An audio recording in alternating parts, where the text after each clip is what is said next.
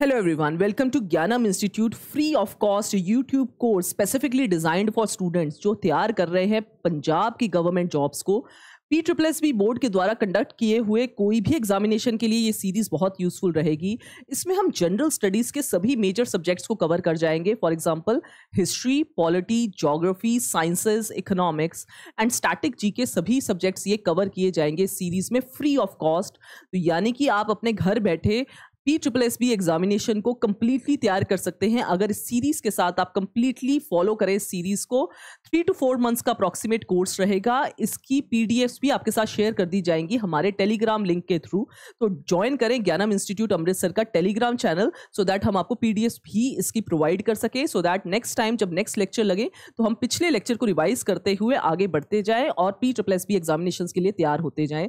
इस लेक्चर में आज हम डिस्कस करवाएंगे आपके साथ हिस्ट्री का एक टॉपिक पिक करेंगे। हिस्ट्री में हम एंशिएंट हिस्ट्री से स्टार्ट करेंगे, उसके बाद medieval and then modern history के सबसे इंपॉर्टेंट क्वेश्चंस प्लस उसके साथ जुड़ते हुए जो भी थ्योरेटिकल वर्जन आपको आनी चाहिए वो सभी इस सीरीज में कंप्लीट करवाई जाएगी। तो स्टार्ट करते हैं। पहला क्वेश्चन हमारा क्या रहता है PSSB एग्जामिनेशन के पर्सपेक्टिव में।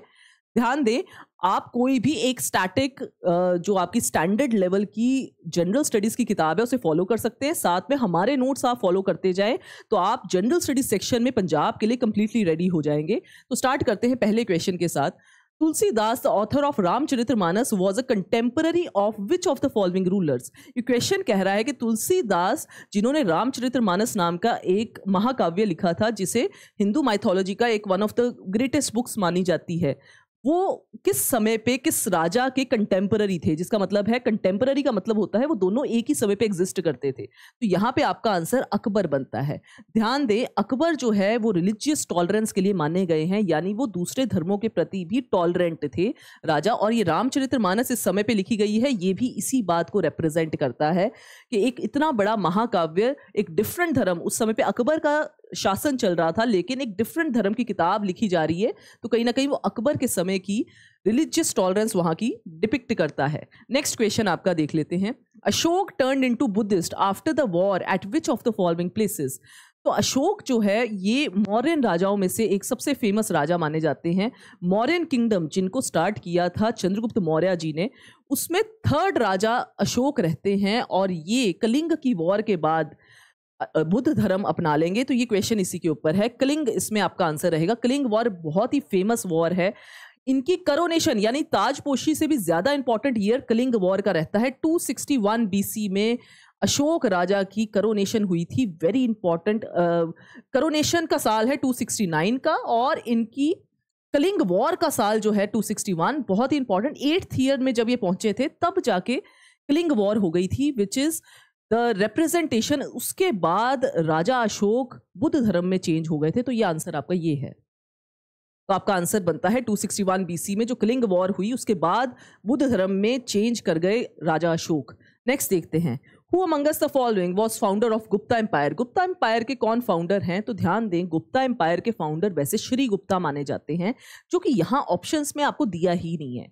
इस प्रकार के कई बार प्रैक्टिकल या आपको थोड़े से ऐसे क्वेश्चंस को आंसर करना पड़ता है जो आपके प्रैक्टिकल वर्जन में आपको देखना है। इनमें से पहला राजा जो इंपॉर्टेंट है वो कौन है? वो चंद्रगुप्त वन है।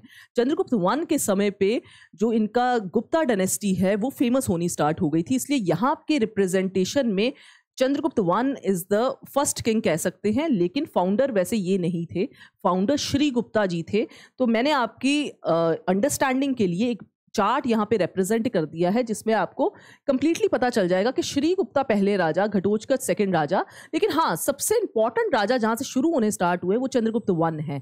समुद्रगुप्ता के बारे में भी हम अच्छे से इसको पढ़ना जरूरी होता है। चंद्रगुप्त 2 के बारे में भी पढ़ना आपके लिए जरूरी है। कुमार गुप्त और स्कांद गुप्त तक हम थोड़ा सा पढ़ते हैं, उसके बाद बहुत ज्यादा राजा फेमस नहीं है। आखिरी राजा आपको पता होना चाहिए विष्णु गुप्ता जी रहते हैं। क्विकली अगर मैं आपको डिस्कस करवा दूं कि आपको क्या चीजें आनी चाहिए, तो चंद्रगुप्त वन जो है इनकी मैरिज जो है लिच्छावी क्लैन की प्रिंसेस के साथ हो जाती है वो, और वहां से इनका एम्पायर एक्सपैंड करना स्टार्ट हो जाता है। तो ये क्वेश्चन आप में बनता है। समुद्रगुप्ता को मल्टीपल टाइटल से नवाजा गया था अपने समय पे, ये इनमें जो है क्वेश्चन बन जाता है। नेपोलियन ऑफ इंडिया इनको कहा जाता है, इनको कविराज कहा जाता है, इनको विक्रमांका कहा जाता है। मल्टीपल नेम से समुद्रगुप्ता जी जो है वो उनको टाइटल्स मिले थे अपने समय पे और इसीलिए ये फेमस राजा हैं। इनके समय पे ही इलाहाबाद पिलर बना था, इसका भी क्वेश्चन आता है। इलाहाबाद पिलर जिसको प्रयाग प्रशस्ति भी कह सकते हैं आप, वो इनके समय पे हरिसेना ने बनाया था, ये भी क्वेश्चन आता है। चंद्रगुप्त टू भी बहुत फेमस है। नवरत्न इनके कोर्ट में भी थे और कालिदास इनके कोर्ट के पर्सन थे। फाहेन इनके समय पे चाइनीज पिलग्रिम आए थे। कुमार गुप्ता जी के समय पे नालंदा यूनिवर्सिटी बनी थी, बहुत ही फेमस बात है। और स्कांद गुप्ता जी के समय पे सुदर्शन लेक रिस्टोरेशन हुई थी, ये बहुत ही फेमस बात है। नेक्स्ट देखते हैं, Rajatarangini give a reliable history of which of the following Indian states. तो ये ध्यान रखें, ये बहुत बार क्वेश्चन आता है रजत रागिनी के ऊपर। रजत रागिनी किसने लिखी, ऑथर कौन, उसके ऊपर, प्लस ये कौन सी जगह की कहानी बता रहा है, कश्मीर की कहानी बता रहे हैं। Very important question. नेक्स्ट देखते हैं हम क्वेश्चन। तो ये रजत रागिनी के ऊपर डिटेल्स मैंने यहाँ पे आपको मेंशन कर दी हैं, पीडीएफ आपको अवेलेबल हो जाएगी। डेफिनेटली आपको इसको सेंटर स्टेट दोनों लेवल्स के लिए ये एग्जामिनेशन में क्वेश्चन आपका बनता रहता है कि रजत रागिनी कहानी किसने लिखी और ये कश्मीर के ऊपर कहानी है, तो ये कश्मीर को रिप्रेजेंट करता है। नेक्स्ट देखिए, which of the following is not a Veda. बहुत ही ईजी क्वेश्चन है। हमारे पास 4 वेद हैं, दैट इज ऋग्वेद जो यहाँ मेंशन है, ऋग्वेद, सामवेद यहाँ मेंशन नहीं है, एक सामवेद रहता है, अथर्ववेद रहता है और यजुर्वेद रहता है। तो इसका मतलब आपका आंसर बनता है कौन सा वेद नहीं है, पूछ रहे हैं। मनुस्मृति। मनुस्मृति हमारे देश में पहली ऐसी किताब लिखी गई जो लॉ के ऊपर किताब लिखी गई, मनु ने लिखा। और इसी के ऊपर आज की डेट में हम मॉडर्न मनु किसको कहते हैं, ये भी आपके एग्जामिनेशन का क्वेश्चन है। तो आप कमेंट करके बताएं कि मॉडर्न मनु किस पर्सन को कहा जाता है आज के डेट में, तो वो आपके एग्जामिनेशन में भी क्वेश्चन आता है। तो आपका यहाँ पे आंसर बन गया है मनुस्मृति। नेक्स्ट देखते हैं, मनुस्मृति की डिटेल्स हैं। अगेन लॉज के ऊपर ये किताब थी, तो करंट लॉ आपका किसने लिखा है आपको डेफिनेटली आप पता होना चाहिए, वही इसमें आंसर में आपका आएगा। नेक्स्ट देखें, the birth place of Gautam Buddha. Gautam Buddha के बारे में मल्टीपल एग्जामिनेशंस में आपसे क्वेश्चन पूछा जाता है, तो गौतम बुद्ध की डिटेल्स आपको आनी चाहिए, उसकी डिटेल्स आज मैं आपको कंप्लीट करवाऊंगी। बर्थ प्लेस फिलहाल के लिए पूछा है तो लुम्बिनी जो कि नेपाल में जगह है, वहां पे इनका बर्थ प्लेस माना जाता है। इसका प्रमाण बना था अशोकन पिलर, तो वो भी आपके एग्जामिनेशन का क्वेश्चन है। नेक्स्ट देखते हैं, the birth place of Gautam Buddha, जैसे मैंने बताया लुम्बिनी है और ये बहुत एग्जामिनेशंस में आपसे पूछा गया है। नाउ ये कुछ ब्रीफ डिटेल्स है, ये सभी के ऊपर आपको क्वेश्चन आता है एग्जामिनेशन में। गौतम बुद्ध की डिटेल्स पंजाब के एग्जामिनेशन में मल्टीपल टाइम पूछी गई हैं, तो ध्यान दें। गौतम बुद्ध जी का ओरिजिनल नाम सिद्धार्था था, स्पिरिचुअल नेम तो आपको पता ही है गौतम बुद्ध है। बर्थ इनका जो है 563 बीसी का माना जाता है। बर्थ प्लेस अभी हमने डिस्कस किया लुम्बिनी जो कि नेपाल में जगह है, वहां का माना जाता है। क्लैन यानी कौन से परिवार से बिलोंग करते थे, शाक्या क्लैन से बिलोंग करते थे। फादर का नेम है सुधोधना एंड मदर का नेम है महामाया। ध्यान रखें, इनकी ओरिजिनल मदर का नाम है महामाया, लेकिन उनकी डेथ बहुत जल्दी स्टेजेस पे हो जाती है, तो इनको बड़ा करने वाले, रेज करने वाले मदर का नाम है प्रजापति गौतमी। उनका नाम भी एग्जामिनेशन में आता है because Prajapati Gautami first female भिक्षु बनेंगे आगे जाके, तो उसका भी एग्जामिनेशन में क्वेश्चन आता है। नेक्स्ट देखते हैं, वाइफ का नाम है यशोधरा एंड सन का नाम है राहुला। ये सभी क्वेश्चन आपके एग्जामिनेशन में आते हैं। नेक्स्ट देखते हैं, इनके पहले टीचर जो इन्होंने सबसे पहली बार जिसके साथ मेडिटेशन करी, उनका नाम था आलर कलमा। क्वेश्चन आता है मल्टीपल टाइम्स। पहले 2 टीचर आलर कलमा एंड उत्तराका कह सकते हैं। द हॉर्स जिनके साथ इन्होंने सब कुछ बाकी सब जो है महाभनिष्कर्मा कर दिया, लेकिन अपना हॉर्स और उसको चलाने वाले चालक को वो ले गए साथ में। दोनों का नाम आता है, हॉर्स का नाम था कंठक और चलाने वाले जो पर्सन थे उसका नाम था चन्ना। नेक्स्ट, बर्थ ऑफ एसेटिज्म जो है वो क्यों हुआ, यानी उनका संन्यास लेने की इच्छा कब जाग गई। तो 4 उन्होंने जो विटनेस करे सिचुएशंस, तब उसके बाद 4 सिचुएशंस के बाद उन्होंने असेटिज्म यानी संन्यास लेने का फैसला किया। वो 4 सिचुएशन थी जब उन्होंने विटनेस किया ओल्ड मैन, एक बूढ़ा इंसान, सिक पर्सन बीमार इंसान, डेड यानी कि कॉप्स को उन्होंने विजिट किया, और असेटिक एक सन्यासी को देखा। तब ये 4 चीज़ें विटनेस करने के बाद उन्होंने संन्यास लेने का फैसला कर लिया। नेक्स्ट देखें, उन्होंने अपना घर कितनी उम्र में छोड़ा। 29 ईयर्स के थे जब उन्होंने अपना घर और सब कुछ, अपना राज्य भी छोड़ के महाभनिष्कर्मा क्रिएट किया। बहुत ही बड़ी बात थी उस समय पे, पूरा राज्य उन्होंने अपना ड्रॉप कर दिया, उसका बहिष्कार कर दिया, संन्यास ले लिया for the well being of the society. वो ये जानना चाहते थे कि ये दुखों का अंत करने का क्या तरीका हो सकता है। ये इनका मेजर पर्सपेक्टिव था संन्यास लेने का।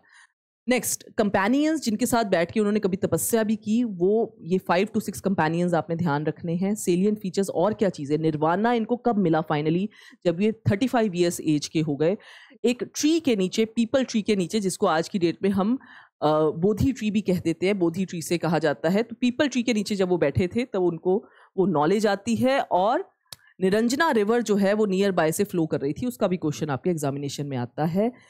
इसके अलावा आप याद कर सकते हैं कुछ symbolic representations of Gautam Buddha, इनकी जिंदगी के कुछ इंपॉर्टेंट इवेंट्स हुए। फॉर एग्जांपल बर्थ, जब इन्होंने महाभनेशकर्मा जिसको रिनंसिएशन कहते हैं, जब इनको एनलाइटनमेंट आई, इन्होंने पहला सरमन दिया, और डेथ का इवेंट। तो ये 5 इवेंट्स इनकी जिंदगी के सबसे इंपॉर्टेंट इवेंट्स हैं, जिसको एक सिंबॉलिकली हम रिप्रेजेंट करते हैं, तो वो हमने देखना है।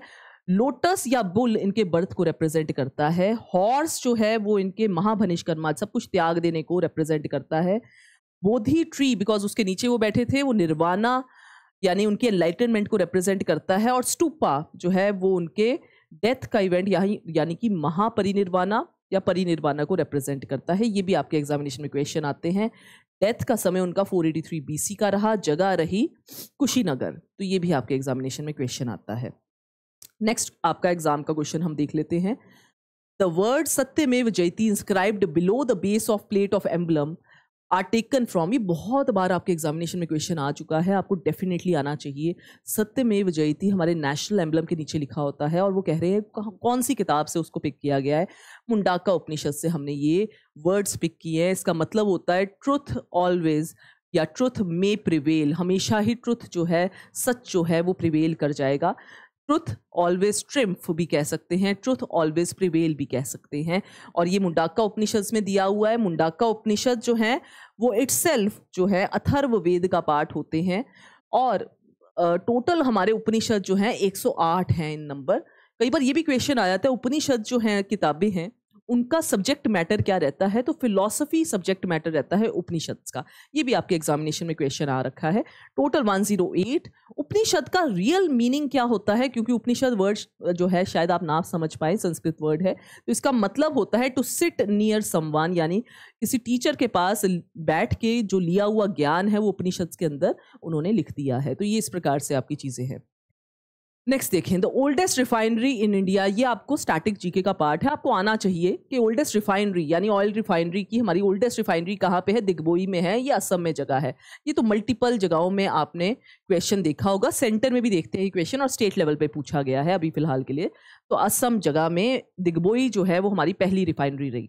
नेक्स्ट देखिए, the paintings in the Ajanta and Ellora caves are indicative of development of art under the, वो पूछ रहे कौन सी रियासत चल रही थी जब अजंता एलोरा केव्स के अंदर पेंटिंग्स जो है वो उसको रिप्रेजेंट करती हैं।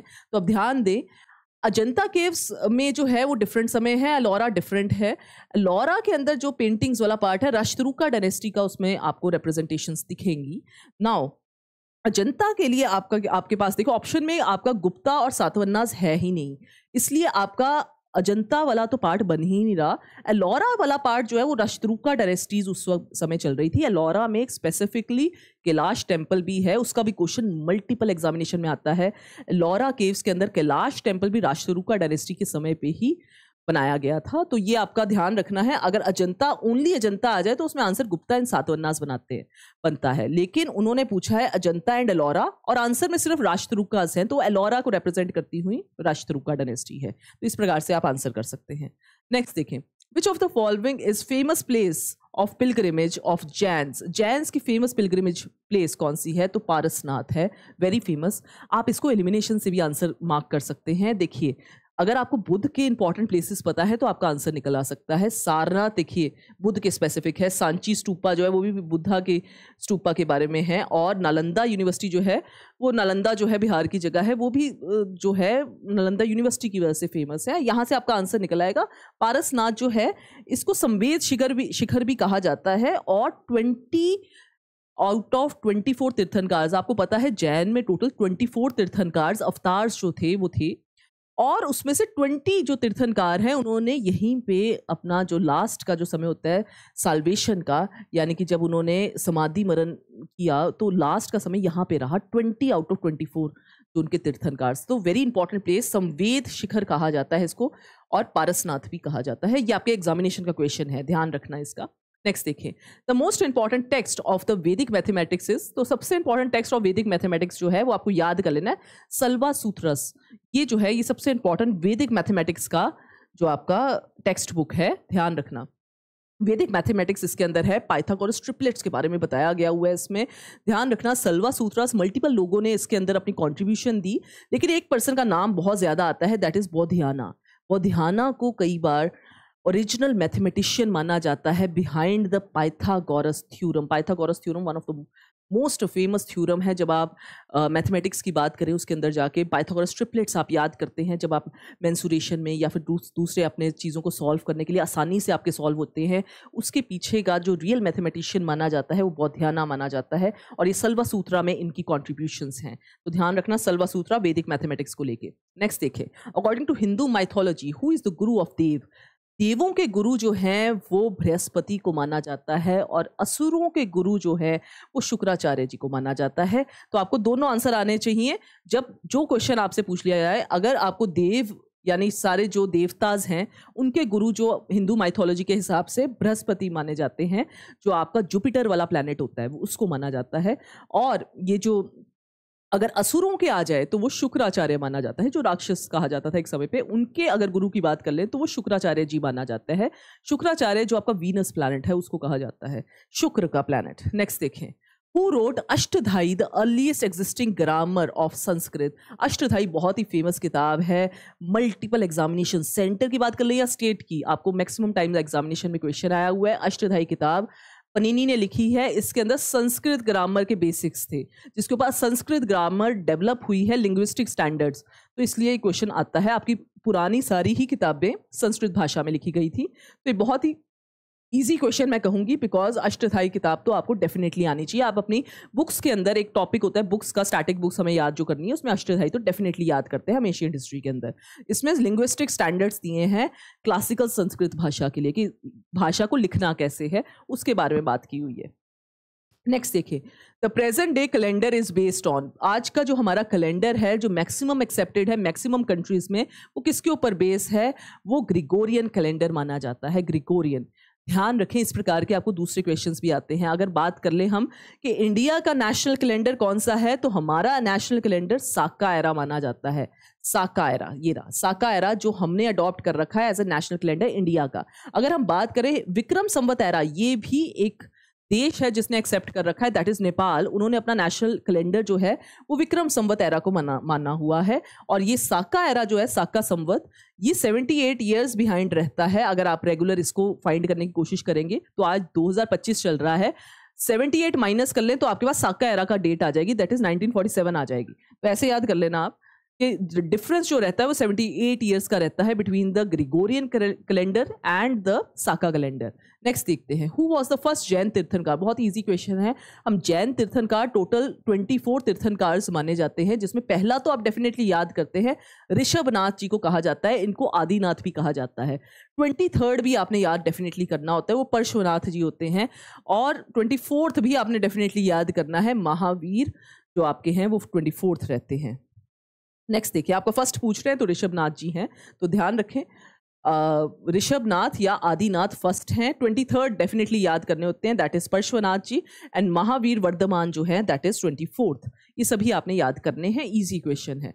नेक्स्ट देखें, which conqueror was born in Macedonia. Macedonia में आपने बहुत ज़्यादा याद नहीं करा अगर एशियंट हिस्ट्री को, तो मैसेडोनिया में कौन पर्सन बॉर्न हुआ है वो तो आपको डेफिनेटली पता है, फिर भी एक बार देखते हैं क्वेश्चन। डाइड इन बेबीलोन, अब तो बिल्कुल ही आपको पता लग गया है कि बेबीलोन में डेथ है और मैसेडोनिया में बर्थ है। मैसेडोनिया ग्रीक जगह है और ये पर्सन अलेक्जेंडर द ग्रेट है। अगर आपको फिर भी ना पता लगे तो इन्होंने और आपको दे दिया है, एंड बरेड इन अलेक्जेंड्रिया, तो अलेक्जेंड्रिया से भी आपको अंदाजा हो सकता है अलेक्जेंडर द ग्रेट की बात हो रही है, तो यहाँ पे अलेक्जेंडर द ग्रेट की बात हो रही है। बहुत ही फेमस, अपने दुनिया के वन ऑफ द फेमस और सबसे ज़्यादा स्ट्रॉन्ग वॉरियर माने गए हैं। इनका रिकॉर्ड रहा है अपने समय में, इन्होंने एक भी वॉर नहीं हारी, जो कि एक वॉरियर के लिए बहुत ही बड़ा रिकॉर्ड है। इनका इंडिया का भी समय रहा, और हाइडेस्पिस की बैटल इन्होंने फाइट करी राजा पोरस के साथ, बहुत ही फेमस बैटल है। हाइडेस्पिस यानी झेलम नदी होती है, जो उसका ग्रीक नेम हाइडेस्पिस रखा गया था बाय द ग्रीक्स। तो ये बहुत ही फेमस कहानियां हैं अलेक्जेंडर द ग्रेट की। यहाँ पे आपका आंसर बनता है Alexander the great. Next, Alexander the great की कुछ बेसिक डिटेल्स यहाँ पे मेंशन्ड है। उनकी डेथ का ईयर बहुत बार एग्जामिनेशन में आता है। इंडिया में जब वो आए उसका साल भी आपके मल्टीपल एग्जामिनेशन में आता है। इंडिया में वो 326 बीसी में आए और उनकी डेथ का साल जो है 323 बीसी का है। बेबीलोन में उनकी डेथ हो जाती है, ऐसा माना जाता है। ये पर्सन वही हैं जिनको सिकंदर नाम से भी ये पहचाने जाते हैं, बहुत ही फेमस पर्सन। नेक्स्ट देखते हैं, which is the most spoken language in the world. तो ये बात आप जानते हैं, वर्ल्ड के अंदर सबसे ज़्यादा स्पोकन भाषा जो है वो इंग्लिश है, तभी इंग्लिश इंटरनेशनल भाषा की तरह थोड़ा सा ट्रीट की जाती है। मैक्सिमम दुनिया के अंदर लोग इंटरनेशनली इसको स्पीक कर सकते हैं। हाँ, अगर नेटिव्स की बात करें, यानी कि नेटिव में सबसे ज़्यादा भाषा कौन सी बोली जाती है, तो उसमें भी आपको आंसर दिख जाएगा। मंदारिन ऐसी भाषा है जो नेटिव सबसे ज़्यादा बात करते हैं। इंग्लिश इसलिए सबसे ज़्यादा बात की जाती है बिकॉज ये इंटरनेशनल है, अलग अलग कंट्रीज़ में लोग बात करते हैं। इंडिया में भी बहुत सारे लोग इंग्लिश भाषा में बात करते हैं। हमारी ऑफिशियल भाषा जो है, कोर्ट की भाषा स्टार्टिंग वाली जो है वो इंग्लिश है। हालांकि अब हम बाइलिंगुअल या ट्राइलिंगुअल भाषाओं पे आ रहे हैं, लेकिन पहली भाषा तो इंग्लिश में बात की जाती है। तो आपका आंसर वैसे यहाँ इंग्लिश बनता है, लेकिन अगर नेटिव भाषा की बात कभी वो कर ले तो मंदारिन चाइनीज़ जो है वो नेटिव भाषा में सबसे ज़्यादा बात की जाती है। ठीक है, यानी नेटिव्स बात करते हैं वहाँ के लोकल लोग। नेक्स्ट देखते हैं, मैच द फॉलोइंग्स करना है, यानी कि यहाँ पे एक राजा दिया है और उसकी डायनेस्टी के साथ उसे मैच करना है। बिंबिसार आप सब जानते हैं, बिंबिसार जो है हर्यंका डायनेस्टी को बिलोंग करते हैं। बिंबिसार राजा, बिंबिसार के बेटे जो है वो आपके ये अजातशत्रु, और अजातशत्रु के समय पे फर्स्ट बुद्धिस्ट काउंसिल। अब यहाँ पे हर्यंका डायनेस्टी तो दी नहीं है, लेकिन उन्होंने कौन सी जगह को रूल किया था उसके हिसाब से हम अंदाजा लगा देते हैं, मगध को करते थे। तो यहाँ पे आपका आंसर ये बन जाता है। पुलाकेशिन आप सब जानते हैं, पुलाकेशिन 2 जो हैं उन्होंने हर्षवर्धन को किल किया था, हर्षवर्धन को हराया था, किल करने से बेटर है कि हराया था। और बहुत ही फेमस एक वहाँ पे इंस्क्रिप्शन लिखी गई थी, ए होल इंस्क्रिप्शन। तो पुलाकेशिन तो आप जानते हैं चालुक्यन डायनेस्टी को बिलोंग करते हैं। तो 2 का बी, 1 का सी आ जाएगा, 1 का सी एंड 2 का बी आपका आंसर बन जाता है 4th। 2 ही आंसरों से आपका आंसर बन जाएगा। बहुत ही इजी क्वेश्चन था। विक्रमादित्य भी आप जानते हैं, राजा भी आप जानते हैं, चोला डायनेस्टी को बिलोंग करते हैं। बहुत ही इजी क्वेश्चन है आपका। नेक्स्ट देखें, विच of the following statement in respect of Saka era is not correct. कौन सी चीज करेक्ट नहीं है? तो साका एरा के बारे में अभी हमने बात की है। साका एरा एक काइंड ऑफ कैलेंडर है जो इंडिया ने अडॉप्ट कर रखा है। 78 ईयर्स के गैप में रहता है ग्रिगोरियन कैलेंडर से। तो देखते हैं, the Saka era is 78 years behind the Christian era. Christian नहीं, ग्रिगोरियन कह सकते हो, क्रिश्चियन एरा भी ठीक है। चलो, तो यहाँ पे करेक्ट है बात, 78 ईयर्स बिहाइंड, यानी कि 2025 चल रहा है। अगर मैं बात करूं, हमने साका एरा पे जाना है, तो इसमें से 78 ईयर्स माइनस कर दो, साका एरा पे पहुंच जाएंगे। साका एरा एज नॉर्मल 365 डेज, ये करेक्ट बात है। उसके भी 365 डेज होते हैं और रेगुलर कैलेंडर के भी 365 होते हैं। The last month of Saka era is Phagun, ये भी करेक्ट है। मैं आपको इसके मंथ्स भी करवाऊंगी, ये भी करेक्ट है। और लास्ट देख लेते हैं, there is no permanent correspondence of Saka era with that of Gregorian calendar. ये गलत बात हो गई। ग्रिगोरियन कैलेंडर जो हम रेगुलर फॉलो करते हैं, ग्रिगोरियन कैलेंडर के साथ साका एरा का बिल्कुल कनेक्शन है। 78 ईयर्स बिहाइंड है साका एरा, तो कनेक्शन तो एस्टैब्लिश्ड है। तो इसलिए ये स्टेटमेंट आपकी गलत है और आंसर आपका ये बन गया, क्योंकि वो कह रहे हैं which is not correct, this is not correct. तो आपका आंसर बन गया डी, बिल्कुल सही है जी। तो इस प्रकार से आपको यहाँ पे जो नई चीज़ एक याद करनी है, आपको मंथ्स का भी याद होना चाहिए साका एरा के परस्पेक्टिव में, बिकॉज नेशनल कैलेंडर इस पे रहता है। तो पहला मंथ रहता है चैत्र मंथ, नेक्स्ट रहता है वैशाख, देन ज्येष्ठ, असद, श्रावण, भद्र, कार्तिक, आप लास्ट जरूर याद रखना फागुन, उससे पहले का माघ। इस प्रकार से ये चार्ट आपके साथ शेयर हो जाएगा। आप जितने मैक्सिमम याद कर सकते हैं, पहला, आखिरी, ये सब तो आपको जरूर आने चाहिए। इन बिटवीन के अगर आप याद कर पाए तो दैट इज वेरी मच ज्यादा आपको फायदा दे देगा। नेक्स्ट देखते हैं, oldest book composed among the following. Oldest book कौन सी है? ओल्डेस्ट बुक वैसे ही यहाँ पे ऋग्वेद दी हुई है जब, तो इससे पुरानी तो ओल्डेस्ट बुक है ही नहीं अवेलेबल, तो आप सीधा मार्क कर सकते हैं oldest book is Rigveda. Early Vedic period को एक ही किताब रिप्रेजेंट करती है, बाकी सारे वेदा जो हैं, वेदास में भी सबसे अर्लीस्ट यही है ऋग्वेद, बाकी तीनों वेदा जो है वो लेटर वैदिक एज को रिप्रेजेंट करते हैं। This is the oldest among all the Vedas also. तो इसलिए ऋग्वेद जो है ये बहुत ही खास है। इसमें 10 मंडल टोटल होते हैं, जिसमें 10वां मंडल के अंदर वर्ण सिस्टम दिया है। वेरी इंपॉर्टेंट, आपके एग्जामिनेशन में क्वेश्चन आता है। तीसरा मंडल वो भी आपने याद रखना है, गायत्री मंत्र दिया हुआ है उसके अंदर। 7वां मंडल, इसके अंदर 10 राजन लड़ाई के बारे में बताया गया है, जो कि रावी नदी के किनारे पे होती है। रावी को पुरुष नहीं कहा जाता था उस समय पे। ये सारे क्वेश्चन आपके एग्जामिनेशन में आए हैं। नेक्स्ट देखते हैं, the Ajanta caves were built during the period of. Ajanta specifically आ गया, तो हमने बात की थी अजंता केव्स गुप्ता पीरियड और सातवन्नास के समय पे बनी थी, तो सातवन्नास दिया नहीं है ऑप्शन में, गुप्ता से आपका आंसर बन जाएगा। तो अजंता केव्स की बात आ गई। एलोरा की आ जाए तो राष्ट्रकूट डायनेस्टी आपका आंसर बन जाएगा। तो यहाँ पे इस बारे में यहाँ पे दिया है हमने कि ये कहाँ पे है, भी कहाँ पे, ये अभी आपको पता होना चाहिए। औरंगाबाद के पास ये केव्स हैं, और औरंगाबाद कहाँ, महाराष्ट्र के अंदर जो जगह है वहाँ पे औरंगाबाद है। कई बार स्टेट आ जाता है, कई बार स्पेसिफिकली वो जगह के बारे में बात कर लेते हैं। दोनों ही आपको पता होना चाहिए अजंता केव्स कहाँ पे है, स्टेट भी पता होनी चाहिए, महाराष्ट्र। नेक्स्ट देखते हैं। An ancient site which consists of 7 caves famous for Trimurti and other sculptures।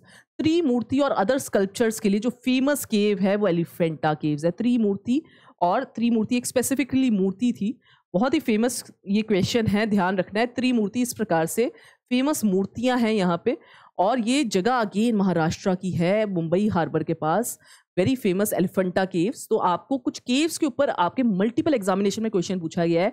Ajanta caves पे भी क्वेश्चन है, एलोरा केव्स पे भी क्वेश्चन है, और एलिफेंटा केव्स की भी त्रिमूर्तिस के ऊपर क्वेश्चन है। ये हिंदू गॉड शिवा को रिप्रेजेंट करते हुए ये केव्स बनाई गई थी एक समय पे। यूनेस्को वर्ल्ड हेरिटेज साइट भी है ये एलिफेंटा केव्स, तो फेमस केव्स हैं। नेक्स्ट देखिए, Siddhartha attend the enlightenment. Siddhartha, आप ध्यान दें, ये इनका ओरिजिनल नाम दिया हुआ है गौतम बुद्ध का। सिद्धार्था जो है वो गौतम बुद्ध को रिप्रेजेंट कर रहे हैं। अटेन्ड द एनलाइटनमेंट, एनलाइटनमेंट उनको कहाँ मिली, तो अभी हमने बात किया है गया, उस जगह को बोध गया कहा जाता है। बोधि ट्री के नीचे वो बैठे थे, और ये जगह बहुत ही फेमस हो गई एनलाइटनमेंट के लिए, जब उनको वो नॉलेज आ जाती है उस समय पे। और इस प्रकार से ये चार्ट, आपको कंप्लीट चार्ट याद रखना है। हालांकि हम डिस्कस कर चुके हैं, ये 5 मेजर इवेंट्स हैं गौतम बुद्ध के रिगार्डिंग। उनका बर्थ का इवेंट जो कि 563 बीसी में उनका जन्म हुआ, उनका जन्म जो है वो सिंबॉलिकली लोटस बुल से रिप्रेजेंट किया जाता है, और लुम्बिनी में उनका, यानी नेपाल में उनका जन्म स्थान माना जाता है। रिनंसिएशन, सब कुछ त्याग देने को महाभनिष्कर्मा कहते हैं बुद्ध भाषा में, और वो हॉर्स से रिप्रेजेंट किया जाता है, बिकॉज सिर्फ अपना हॉर्स और उसको चलाने वाला चालक वो ले जाएंगे, बाकी सब कुछ वो छोड़ जाएंगे, भनिष्कार कर जाएंगे सभी चीजों का। ये कपिल वस्तु जगह माना जाता है, वहां पे किया। एनलाइटनमेंट, उसको निर्वाणा कहा जाता है, और वो बोधि ट्री से रिप्रेजेंट करते हैं। बोध गया में उनको एनलाइटनमेंट मिली। फर्स्ट सरमन, अपना पहला उन्होंने जो सरमन दिया उसको कहा जाता है धर्म चक्र परिवर्तन। इंग्लिश में इसी बात को turning the wheel of law कहा जाता है, और ये व्हील से रिप्रेजेंट किया जाता है, चक्र से रिप्रेजेंट किया जाता है, चक्र वर्ड है इसमें। और ये सारनाथ में उन्होंने अपना पहला सरमन दिया। उनका डेथ के इवेंट को परिनिर्वाणा या फिर महापरिनिर्वाणा से संबोधित किया जाता है, और स्टूपा के साथ रिप्रेजेंट किया जाएगा, और ये कुशीनगर नाम की जगह में इनकी डेथ का इवेंट है। तो ये सब चीजें आपको याद रखनी है। गौतम बुद्ध के रिगार्डिंग क्वेश्चंस इजी रहते हैं, लेकिन आपको थोड़ा सा पढ़ा होना चाहिए गौतम बुद्ध के बारे में। नेक्स्ट देखें, the Sanchi stupa, multiple examinations में आपको दिखा जाता है, इजी क्वेश्चन है। मध्य प्रदेश, और यहाँ पे मध्य प्रदेश की जगह भोपाल आप कर सकते हो, भोपाल नियर इन मध्य प्रदेश। तो मध्य प्रदेश के अंदर सांची स्तूपा है। कई बार स्टेट आ जाती है, कई बार आपको सिटी नियर बाय पूछ लेते हैं। तो ये 46 किलोमीटर्स फ्रॉम भोपाल, मध्य प्रदेश के अंदर सांची स्तूपा है, और स्टेट भी याद रखनी है। नेक्स्ट देखें, eight which place did Gautam Buddha deliver his first lecture. फिर से वही बात है, गौतम बुद्ध के बारे में मल्टीपल एग्जामिनेशन में क्वेश्चन है। गौतम बुद्ध ने अपना पहला सरमन कहाँ दिया, फर्स्ट लेक्चर, तो वो बात कर रहे हैं धर्म चक्र परिवर्तन की, turning the wheel of law, और उन्होंने वो सारनाथ में दिया। ध्यान दे, सारनाथ आंसर बनता है। कई बार वो इस प्रकार से क्वेश्चन घुमा के भी आपसे पूछ लेते हैं कि बर्थ ऑफ बुद्धिज्म कहाँ पे हुआ, तो बर्थ ऑफ बुद्धिज्म भी वहीं पे हुआ जब उन्होंने अपना पहला सरमन दिया। बर्थ ऑफ बुद्धा अगर हम बात करें तो वो लुम्बिनी में हुआ, कि उनका खुद का बर्थ कब हुआ, लेकिन उन्होंने बुद्धिज्म का जन्म तब हुआ जब उन्होंने अपना पहला संदेश दिया आफ्टर द एनलाइटनमेंट, और वो सारनाथ माना जाता है। नेक्स्ट देखें, विच of the first metal is used by the man. Man ने पहला मेटल कौन सा इस्तेमाल किया, ये बहुत ईजी क्वेश्चन है, आप सबको आता होगा, कॉपर मेटल इस्तेमाल किया। कॉपर मेटल, बिकॉज ये बहुत ही इजीली अपने स्टेट में मिल जाता है, यानी कि ये बहुत ज़्यादा कोलैबोरेट नहीं करता दूसरे मेटल्स के साथ, और आपको रॉ वैसे ही आप इसको पिक कर सकते हैं। बाकी मेटल्स को थोड़ा थोड़ा आपको रिफाइन करना पड़ेगा। ये ब्रॉन्ज, ब्रास तो कहीं ना कहीं अलॉयज हैं, बनाने पड़ेंगे। तो ये जो है कॉपर अपनी फ्री स्टेट के अंदर पाया जाने वाला मेटल है, तो इसलिए सबसे पहली बार यही इस्तेमाल करते थे लोग। नेक्स्ट देखें, sun temple is situated, very easy question. Sun temple जो है कोणार्क का फेमस टेम्पल है, सन टेम्पल, इसका क्वेश्चन मल्टीपल एग्जामिनेशन में आता है। सन टेम्पल कोणार्क उड़ीसा के अंदर ये टेम्पल है, वेरी फेमस टेम्पल, आपको याद रखना है। ये सन गॉड सूर्य के लिए को रिप्रेजेंट करता है, यूनेस्को वर्ल्ड हेरिटेज साइट है, और उड़ीसा के अंदर स्थित ये टेम्पल है, वेरी फेमस। अगर स्टेट आ जाए तब भी आपको आना चाहिए, कोणार्क के अंदर।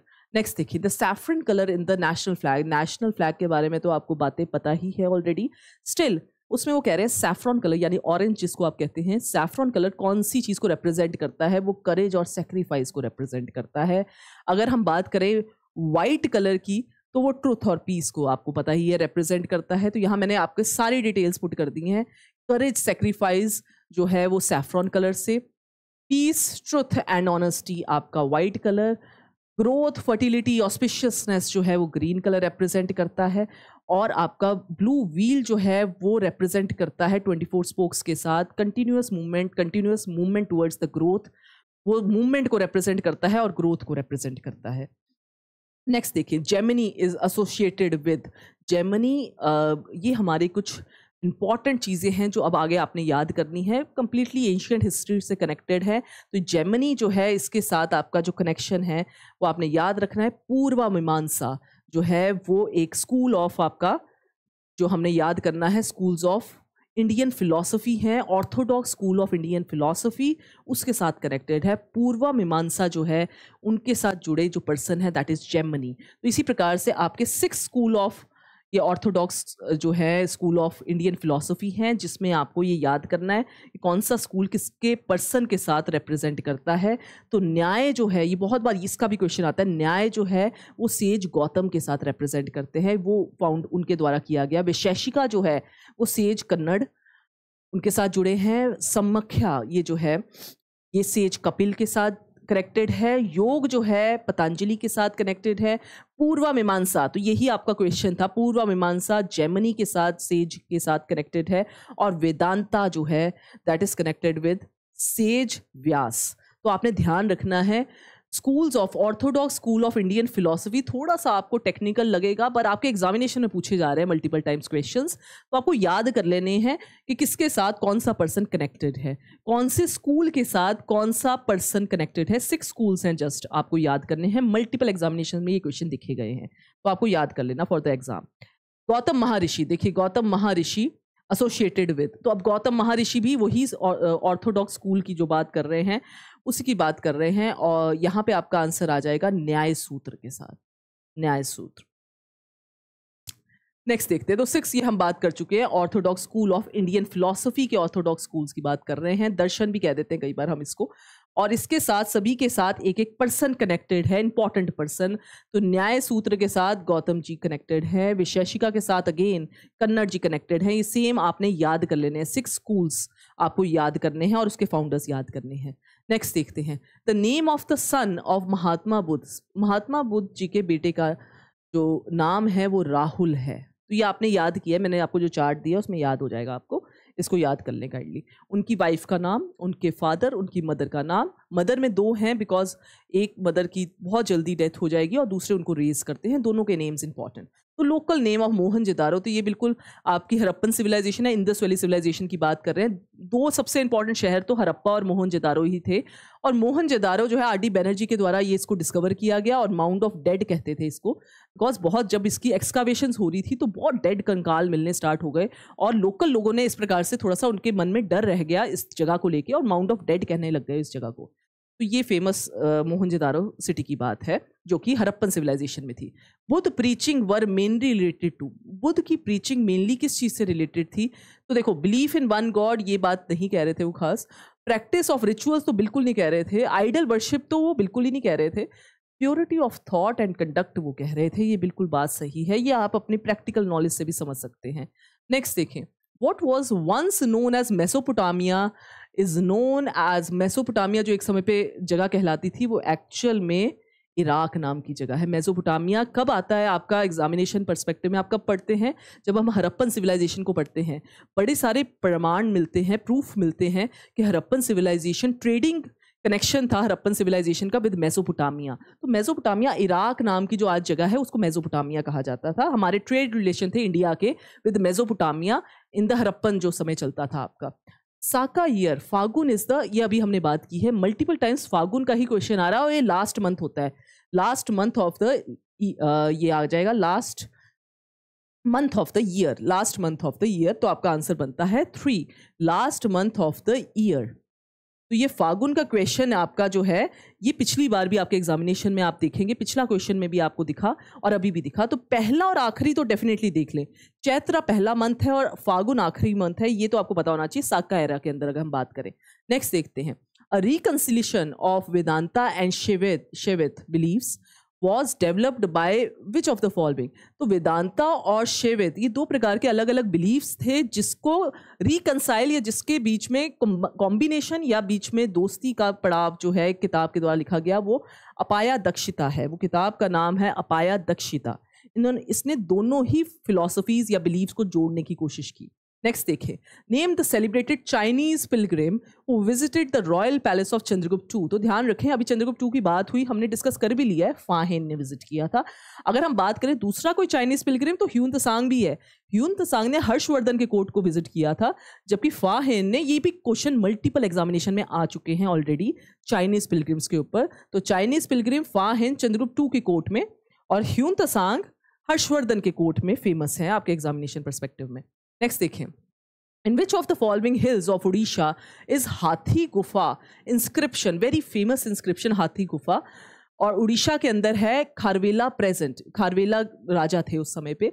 तो ये जो जगह है उदयगिरी केव्स है, वेरी फेमस, आपके एग्जामिनेशन में मल्टीपल टाइम्स आता है उदयगिरी, ये जगह है उदयगिरी।